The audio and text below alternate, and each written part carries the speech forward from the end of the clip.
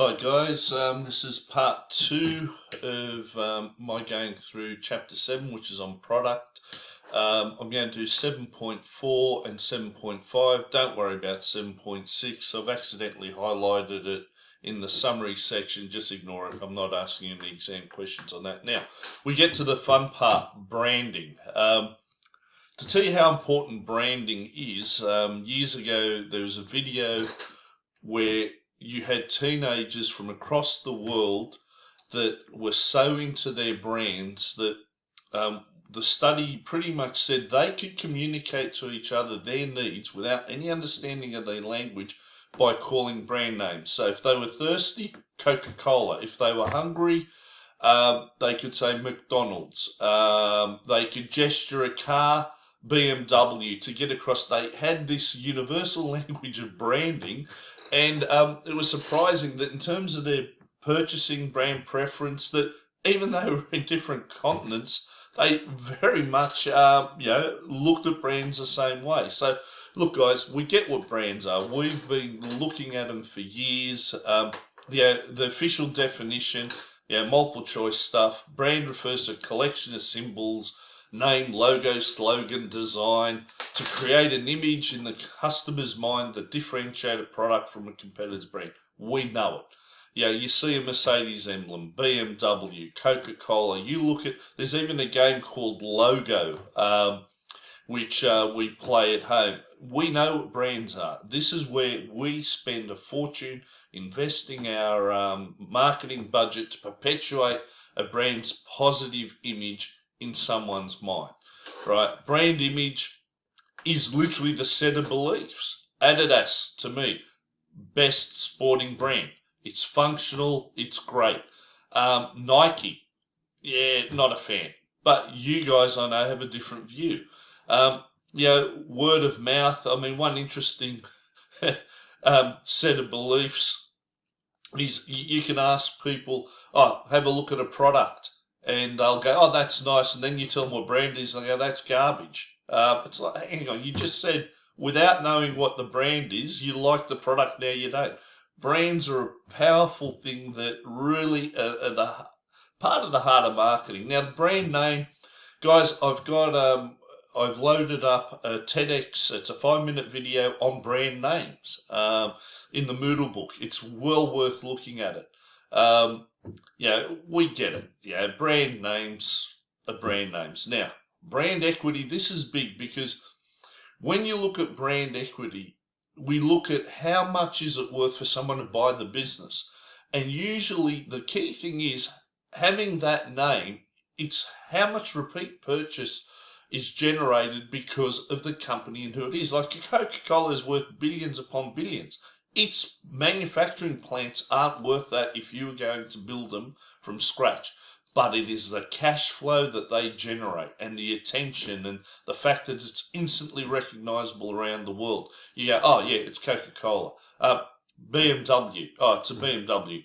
It should be okay. It's an Audi. It should be okay. It's a Merc. It should be okay. Even your basic Toyotas, they're reliable cars. So guys, we just have a list here of the dollar value because ultimately what we're doing in marketing is building up the value of the company name. Why do you go to Westpac NAB? Because you know they're not going to crash overnight. The big 4 banks in Australia, some of the strongest in the world. Now, the brand for marketers, look, it identifies our product, attracts customers, makes it a lot easier to introduce a new product if you're Apple, rather than Joe Blogg's technical company, here's our new radical phone. It'd be like, piss off, idiot. But from Apple, people line up around the block going, oh, give us, please, you skivvy-wearing executives, give us the next offering. We get it. It just simplifies the business process because it takes away massive amount of the risk factor in dealing with an unknown, unproven, unreviewed brand. Now, again, the added value is known as brand equity. Why? Now, we get it. Dollars. Now, brand loyalty. This has been one that is eroding as we speak. People with so much access to competing ones where you used to have just one brand you're ultra loyal to, now from what I've seen of you guys, you'll have 2 or 3 brands in that category. Yes, I'll be loyal to Nike today, depending on whether Adidas gives me a better deal online, or I might go to Asics. There's no loyalty. Oh, I might have a Coca-Cola, but it depends what the price of Pepsi is at the moment. Again, price, access to information has really pushed this. I think you get it with me. I'm brand loyal to Adidas. Next brand would be Mizuno. In terms of electronics, I've got a few of them. LG have been good. Samsung when they're not catching on fire. Dell computers, Asus, they're ones that through experience I've gotten to go, they work reasonably well, can be relied on. Brand loyalty, how do you do it? Everyone's got a coffee card. I think I now have from our local IGA a barbecue chicken card. I think I bought 5 chickens. I just couldn't be bothered to get the card beforehand. Now I've got a card with a stamp on it. Now, what's interesting, guys, that once you get into your second and third year, your brand metrics, we actually measure this. Brand equity, like what is it that actually, and your stock price replacement, how much power does this give you? And a lot of large companies, media companies will go to them first because they know that they have people look at their marketing, pay attention to it, keep buying. They're going to give them preference because they know these companies with massive brand equity also are investing in the brand and paying for marketing communications, TV spots, magazine spots, and so forth. Now, what I want you to read the next section of your classic brand strategies. The way to look at this is when you go to your supermarket, have a look at what brands are there. And individual branding uses a different brand on each product with its own identity. And this positions it in its own spot. They give examples here. Smiths have got Doritos, Twisties, Parkers, Nobbies, Grainwaves. They've all got their separate identity. So they're all known, this is the big one, by the individual brand and not the parent company. Right? So in other words, you can give them their individual personality on the marketplace. Now, when you've got family branding, you've got Pacific Brands bonds, you apply it to all of the other products, right? And so anytime you look at a new product, it's under a bond. So the whole line goes, either prospers because of the strength of the bonds name, or it can go downhill very quickly. Now, your brand extension here is you use your name to rebadge stuff. Redheads were matches. Lighting fires. So, literally they now make fire lighters, fuel cleaners. Because the redhead emblem was so recognisable, they went, well, why not extend it onto anywhere? So again, guys, look, these are all great points for multiple choice questions. I expect them to appear. Manufacturer brands. The Bega Cheese Company produces its own products. You've got your private labels, dealer brands, house brands, store brands. You're sitting there and you've got Coles and David Jones coming up with their own savings, farmland, Woolies Select, Woolies Fresh, Home Brand. All of these are companies who've leveraged the provider to create brands of their own. One of the classic examples was, unfortunately, when we had an extortion threat years ago with biscuits, you walked against, I think it was Arnott's, you realise that Arnott's manufactured a whole heap of other brands as well, which are all in the mix here. A lot of your no-name brands, they're select. You'd hardly get a biscuit because of a threat to one retailer. Now, guys, we all get what franchising is. I mean, look, we go there every day. Macca's, Gloria Jeans, Porto. Definite advantages because the parent company deals with a lot of the advertising. Everyone knows what it is. You buy into it and you enjoy it. Now, your co-branding, you've got a couple of examples here. Domino's Pizza, the biggest loser. This happens.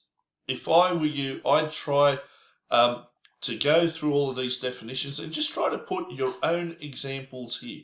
That just makes it a lot easier to remember a definition by having an applied example. And when, as I always suggest, go to the summary at the back of the textbook.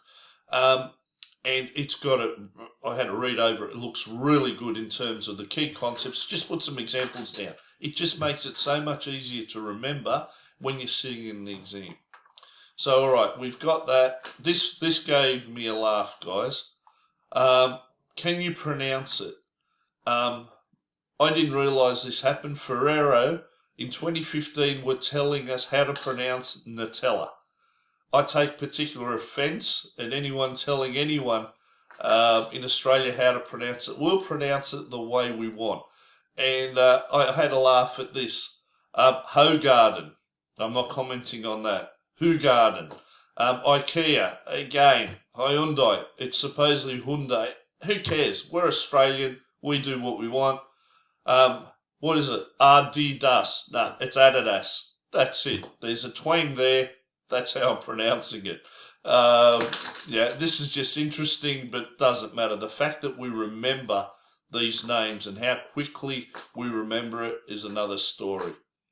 All right, now packaging, guys. Look, this is also you walk into any supermarket, most places, packaging has become a really critical element of catching your eye. That's all it's doing. The package is there for you to remember the product, your eye to go to it, you to purchase it.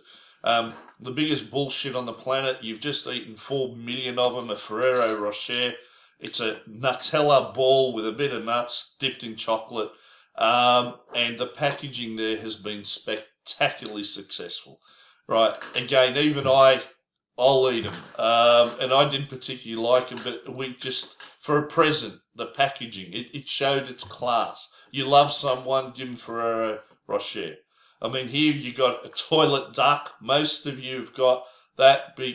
Parents buy it because, or whoever's cleaning the toilet, that goes under the rim. It was one of the greatest success stories out. Look, we get what packaging does. The big issue for me, though, is at the moment, guys, packaging is killing the planet. The sustainability issue, we're spending so much money on plastic. It has to change. And that's what companies are working on. I mean, it is just frightening. I mean, I had an ultimate box from KFC the other day, and the amount of material that gets thrown away in that process, you go, or apart from it hardening my arteries, it's not helping the planet at all. It'll be interesting to see where it goes. Now, labelling, guys, love logos. We marketers absolutely love it. There's a logo game I have in the Moodle book. A couple of things I picked up off YouTube. Have a crack at it and see how many labels you could recognise. But very much the one that has annoyed me in terms of controversy is the latest made in Australia. And then you had bullshit with, made from Australian ingredients. And then the percentages. I've never been able to understand what the Australian New Zealand Food Standard Council does, or any of them, because I have zero faith in whether it's made in Australia, owned by Australia. They've spent millions of dollars trying to get this right, and I have zero confidence in anything Australian made. I've got to sit there and try to disentangle, is it genuinely Australian made? All right, what else have we got? Coke's labelling, guys, you would have seen this. Zero sugar, no sugar. Coca-Cola tries to liven things up just to show us what's going on. All right, that's about it. Not overly excited by packaging. Definitely not excited by managing products. Guys, I'm not really interested in the product growth strategy matrix. This is more advanced stuff for your second and third year. I may put a video on the Moodle book on the product life cycle, which is worth knowing because a lot of your managers know this stuff, but it's not examinable. It's nice to know. Here are just some of the classic terms that employers use. My highlighter's gone missing. Again, not that excited by it. Now, What I am more interested in for Mark 101 and your guys is let's scroll down to the summaries. Again, brilliant summaries. 7.1, 7.2, 7.3, 7.5. 7.6 was an accident. Ignore it. I'm not interested in that or asking you any questions on it. Now, the key terms, guys, this is, if you can put an example next to here, right, you've done really well. Okay, I strongly recommend that as an exercise for preparing for your multiple choice, because this is the stuff that your multiple choice questions are going to be reminding you to know. And this is fundamental. If you're a marketer, you need to understand this. You're going for an internship, a job interview, this is must do. Not worried about the case study. I just went too far with a highlighter. Look, branding is fun. Have a look at some of the examples on the Moodle site. I've got the history of some great brands there. Short videos, under 10 minutes. This is what we do. We create brands. We use brands as judgments. UOW is a brand. Harvard is a brand. They're all brands. You look at you go to your cupboard and have a look at how many, or your wardrobe, how many branded items of clothing you have.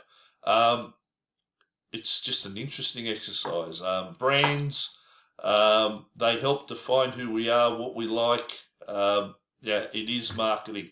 All right, guys, I hope this has helped.